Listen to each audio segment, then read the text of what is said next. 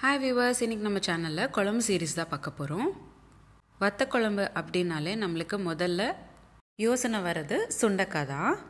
இன்றைக்கி நம்ம சுண்டைக்காய் வத்த குழம்பு தான் எப்படி பண்ணுறதுன்னு பார்க்கலாம். வீடியோ ஃபுல்லாக ஸ்கிப் பண்ணாமல் பாருங்கள். வத்த குழம்பு நல்ல டேஸ்ட்டாக வர்றதுக்கான நிறைய டிப்ஸ் நான் இந்த வீடியோவில் ஷேர் பண்ணியிருக்கேன்.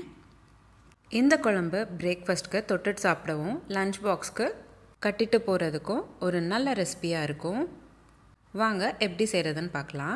முதல்ல ஒரு கடாயில் 50 ml போல் எண்ணெய் சேர்த்துக்கிட்டு கூடவே அரை ஸ்பூன் கடுகு சேர்த்துக்கோங்க.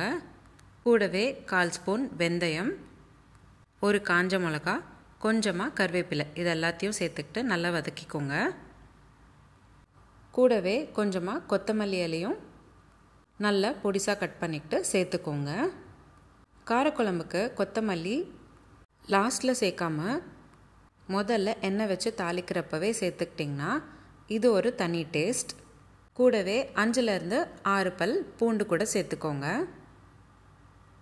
ஒரு வாட்டி நல்லா வதக்கி விட்டக்கப்புறம் அடுத்ததாக நம்ம வெங்காயம் சேர்த்துக்கணும். இன்றைக்கி நான் 2 பெரிய சைஸ் வெங்காயம் நல்லா பொடிசாக கட் பண்ணிக்கிட்டு சேர்த்துக்கிறேன். நல்லா பொன்னிறமாக மாற வரைக்கும் வதக்கிக்கணும். நான் இன்றைக்கி உங்களுக்கு சொல்லக்கூடிய அளவு தாராளமாக 3 பேர் தாராளமாக சாப்பிடக்கூடிய அளவு தான் சொல்கிறேன். உங்களுக்கு எவ்வளோ தேவைப்படுதோ அதுக்கேற்ற மாதிரி கம்மியாகவோ அதிகமாகவோ சேர்த்துக்கோங்க. இப்போ பார்த்திங்கன்னா வெங்காயம்லாம் நல்லா வதங்கிடுச்சு. இப்போது அடுத்ததாக நம்ம சுண்டைக்காய் வத்தல் சேர்த்துக்கலாம்.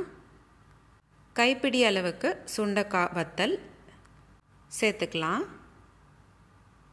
கடையில் உப்பு போட்ட சுண்டைக்காய் வத்தலும் கிடைக்கும், உப்பு போடாத சுண்டைக்காய் வத்தலும் கிடைக்கும்.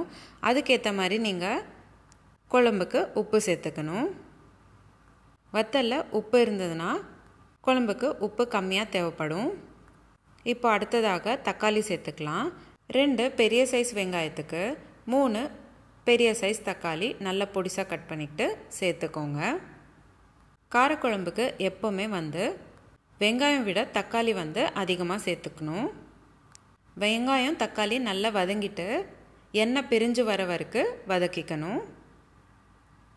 அடுத்ததாக 2 ஸ்பூன் அளவுக்கு காரத்தூள் சேர்த்துக்கோங்க. கூடவே 1 ஸ்பூன் அளவுக்கு உப்பு சேர்த்துக்கோங்க. 1/2 ஸ்பூன் மல்லித்தூள் சேர்த்துக்கோங்க. நல்லா ஒரு வாட்டி கலந்து விட்டுக்கோங்க. அடுத்ததாக நம்ம குழம்புக்கு தேவையான தண்ணி சேர்த்துக்கணும். 500 ml போல் தண்ணி இன்றைக்கி நான் சேர்த்துக்கிறேன். தண்ணி சேர்த்தக்கப்புறம் நல்லா ஒரு வாட்டி கலந்து விட்டுக்கணும்.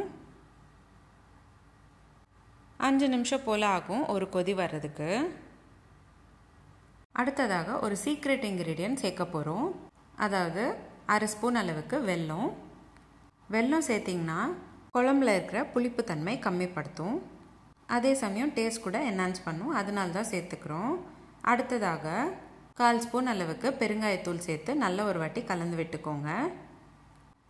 10 நிமிஷம் போல் நல்லா கொதிக்க விடுங்க. லாஸ்ட்டாக சின்ன எலுமிச்சை சைஸ் அளவுக்கு புளியை ஊற வச்சுக்கிட்டு அந்த தண்ணியை சேர்த்துக்கிட்டு ஒரு வாட்டி கொதிக்க விடுங்க. இப்போ பார்த்திங்கன்னா குழம்பு நல்லா திக்காயிடுச்சு. அரை மணி நேரத்துக்கு குழம்பு தனியாக வச்சுருங்க. அதுக்கப்புறமா சர்விங் பவுலில் மாற்றிக்கிட்டு சர்வ் பண்ணிக்கோங்க. சுண்டைக்காய் ரொம்பவே உடம்புக்கு நல்லது. மாதத்தில் 2 நாள் ஆச்சு சுண்டைக்காய் உங்களோட உணவில் சேர்த்துக்கிற மாதிரி டிஷ்ஷஸ் செஞ்சு சாப்பிடுங்க. அவ்வளோதான், சிம்பிள் அண்ட் ஈஸியான ஹெல்தி சுண்டைக்காய் வத்த குழம்பு ரெடி ஆயிடுச்சு.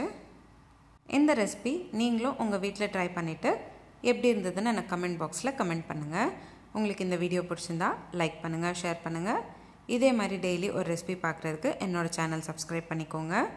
இந்த ரெசிபி எப்படி இருந்ததுன்னு நான் கமெண்ட் பாக்ஸில் கமெண்ட் பண்ணுங்கள். இந்த மாதிரி நிறைய சீரீஸ் நம்மளோட சேனலில் போஸ்ட் பண்ணியிருக்கோம். Healthy milk shake series, healthy ice cream series, healthy pasta series, healthy breakfast series, healthy starter series, healthy lunch box ideas, kids lunch box ஐடியாஸ்னு பல விதமான ரெசிபீஸ் நம்மளோட சேனலில் போஸ்ட் பண்ணியிருக்கோம். லிங்க்ஸ் எல்லாமே டிஸ்கிரிப்ஷன் பாக்ஸில் உங்களுக்கு ஷேர் பண்ணுறேன். செக் பண்ணி பாருங்கள். மீண்டும் சந்திப்போம் ஒரு சுவையான ரெசிபியுடன். தேங்க்யூ.